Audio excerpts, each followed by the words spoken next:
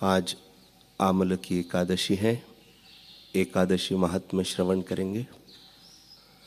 युधिष्ठिर ने भगवान श्री कृष्ण से कहा, श्री कृष्ण, मुझे फाल्गुन मास के शुक्ल पक्ष की एकादशी का नाम और महात्म्य बताने की कृपा कीजिए। भगवान श्री कृष्ण बोले, महाभाग धर्मनंदन, फाल्गुन मास के शुक्ल पक्ष की एकादशी का नाम आमलकी है। इसका पवित्र व्रत विष्णु लोक की प्राप्ति कराने वाला है।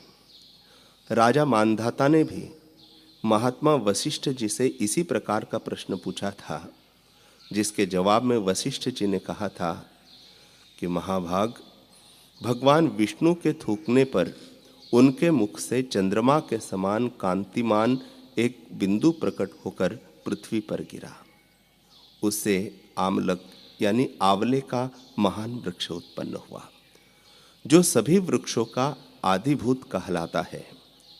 इसी समय प्रजा की सृष्टि करने के लिए भगवान ने ब्रह्मा जी को उत्पन्न किया, और ब्रह्मा जी ने देवता, दानव, गंधर्व, यक्ष, राक्षस, नाग तथा निर्मल अंतःकरण वाले महर्षियों को जन्म दिया। उनमें से देवता और ऋषि उस स्थान पर आए जहाँ विष्णु प्रिय आमलक का वृक्ष था। महाभाग, उसे देखकर देवताओं को बड़ा विस्मय हुआ, क्योंकि उस वृक्ष के बारे में वे नहीं जानते थे। उन्हें इस प्रकार विस्मित देख आकाशवाणी हुई, महर्षियों, यह सर्वश्रेष्ठ आमलक का वृक्ष है, जो विष्णु को प्रिय है। इसके स्मरण मात्र से गोदान का फल मिलता है। स्पर्श करने से इससे दुगना और फल भक्षण करने से तिगुना पुण्य प्राप्त होता है। यह सब पापों को हरने वाला वैष्णव वृक्ष है। इसके मूल में विष्णु, उसके ऊपर ब्रह्मा, स्कंद में परमेश्वर भगवान रुद्र, शाखाओं में मुनि, टहनियों में देवता, पत्तों में वसु, फूलों में मरुदगण तथा फलों में समस्त प्रजापति वास करते हैं। आमलक सर्वदेवमय है, अतः विष्णु भक्त पुरुषों के लिए यह परम पूज्य है। इसलिए सदा प्रयत्न पूर्वक आमलक का सेवन करना चाहिए। ऋषि बोले, आप कौन है? देवता है या कोई और? हमें ठीक ठीक बताइए। पुनः आकाशवाणी हुई, जो संपूर्ण भूतों के कर्ता और समस्त भुवनों के सृष्टा है, जिन्हें विद्वान पुरुष भी कठिनता से देख पाते हैं, मैं वही सनातन विष्णु हूं। देवाधिदेव भगवान विष्णु का यह कथन सुनकर वे ऋषिगण भगवान की स्तुति करने लगे।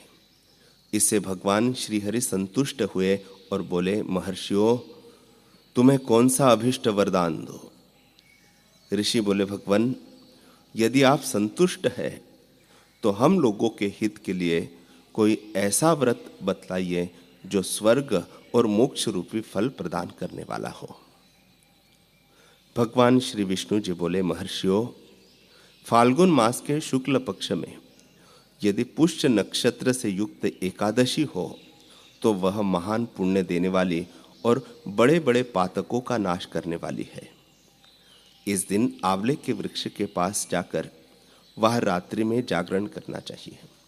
इससे मनुष्य सब पापों से छूट जाता है और सहस्त्र गोदान का फल प्राप्त करता है। विप्रगण, यह व्रत सभी व्रतों में उत्तम है, जिसे मैंने तुम लोगों को बताया है। ऋषि बोले, भगवान, इस व्रत की विधि बतलाइए। इसके देवता और मंत्र क्या है? पूजन कैसे करें? उस समय स्नान और दान कैसे किया जाता है? भगवान विष्णु ने कहा, द्विजवरो, इस एकादशी को व्रती प्रातःकाल दंत धावन करके यह संकल्प करे कि हे पुंडरीकाक्ष, हे अच्युत, मैं एकादशी को निराहार रहकर दूसरे दिन भोजन करूंगा। आप मुझे शरण में रखें। ऐसा नियम लेने के बाद पतित, चोर, पाखंडी, दुराचारी, गुरु पत्नीगामी तथा मर्यादा भंग करने वाले मनुष्यों से वह वार्तालाप न करे। अपने मन को वश में रखते हुए नदी में, पोखरों में कुएं पर अथवा घर में ही स्नान करें। स्नान के पहले शरीर पर मिट्टी लगाएं। मृत्तिका लगाने का मंत्र है अश्व क्रांते रथ क्रांते विष्णु क्रांते वसुंधरे मृत्तिके हर में पापम जन्म कोट्या समर्जितम।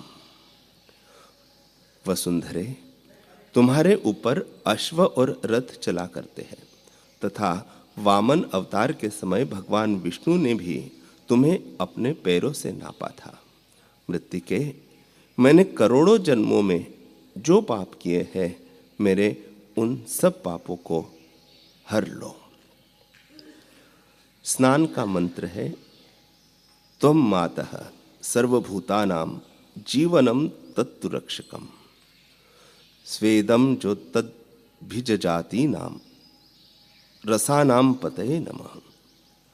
स्नातोहम सर्वतीर्थेषु हृद प्रस्रवस्रेषु च नदीषु देवखातेषु इदम स्नानम तुम्हें भवेत्।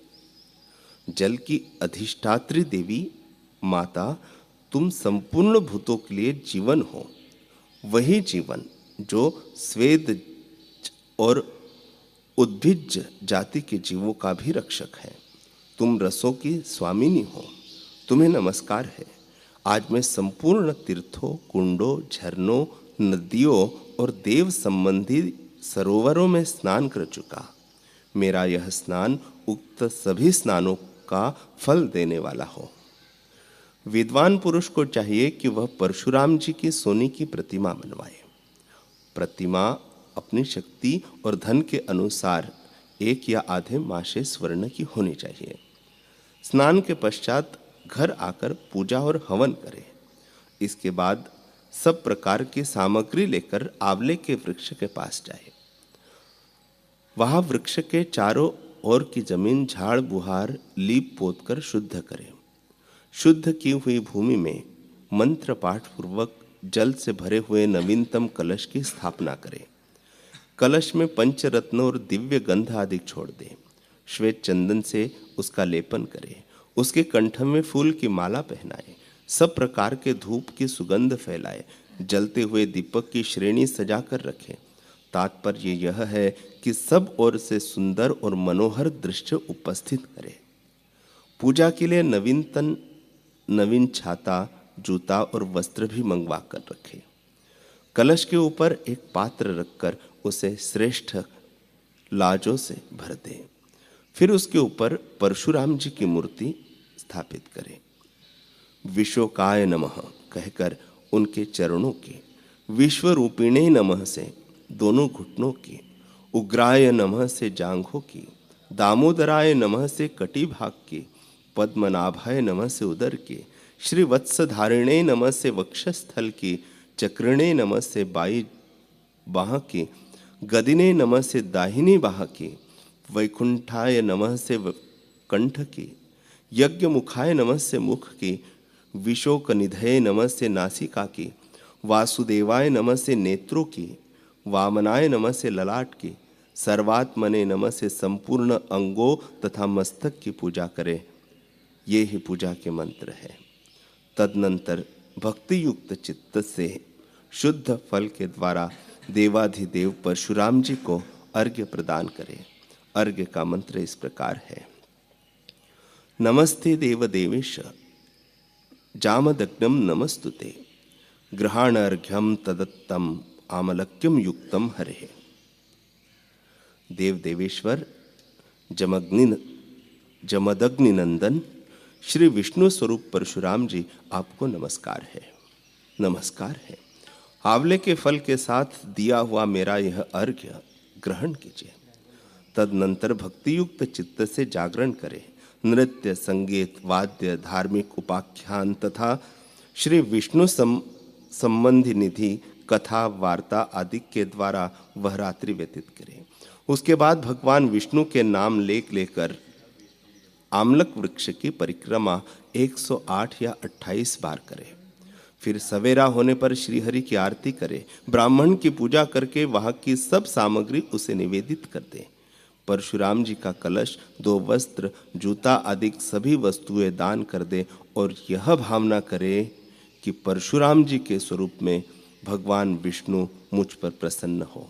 तत्पश्चात आमलक का स्पर्श करके उसकी प्रदक्षिणा करे और स्नान करने के बाद विधि पूर्वक ब्राह्मणों को भोजन कराए। तदनंतर कुटुंबियों के साथ बैठकर स्वयं भी भोजन करे। संपूर्ण तीर्थों के सेवन से जो पुण्य प्राप्त होता है तथा सब प्रकार के दान देने से जो फल मिलता है वह सब उपयुक्त विधि के पालन से सुलभ होता है। समस्त योग्यों की अपेक्षा भी अधिक यह फल मिलता है, इसमें तनिक भी संदेह नहीं है। यह व्रत सब व्रतों में उत्तम है। वशिष्ठ जी कहते हैं, महाराज, इतना कहकर देव देवेश्वर भगवान विष्णु वही अंतर्धान हो गए। तत्पश्चात उन समस्त महर्षियों ने उक्त व्रत का पूर्ण रूप से पालन किया। नृपश्रेष्ठ, इसी प्रकार तुम्हें भी इस व्रत का अनुष्ठान करना चाहिए। भगवान श्री कृष्ण कहते हैं, युधिष्ठिर, यह दुर्धर्ष व्रत मनुष्य को सब पापों से मुक्त करने वाला है।